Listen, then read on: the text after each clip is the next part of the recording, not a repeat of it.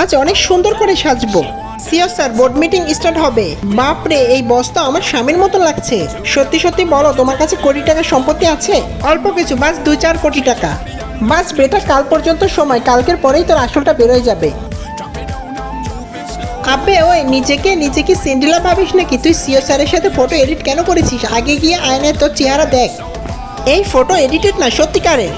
হ্যাঁ, যার কাছে একটি ব্যাগ কেনার টাকা নেই সে আবার নাকি সিওর বউ বলছে। আমার তো হাসি আসছে বোন। সিও স্যার, এই দেখেন, এই লিলি আপনার সাথে ফটো এডিট করেছে। আপনার ইজ্জতের 12টা বাজিয়েছে। স্যার ওই সব বলো, ক্লায়েন্ট রিসিপশনের কাগজ কোথায়? ওইটা তো এখনই বানাচ্ছি।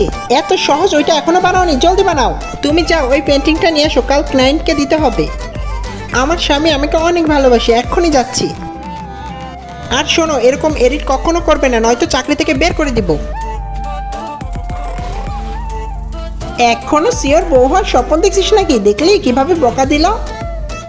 বিনা অ্যাপয়েন্টমেন্টে যেতে পারবে না বোন। ভাই, আমার চাকরি চলে যাবে যদি পেন্টিংটা না নিয়ে যাই। প্লিজ আমাকে হেল্প করো, আল্লাহ তোমার ভালো করবে। প্রিন্স স্যার, তুমি এখানে কেন এসেছো? বাসে চলো, আমি একটু পরে যাব। এই নাও বোন, তোমার পেন্টিং। ধন্যবাদ।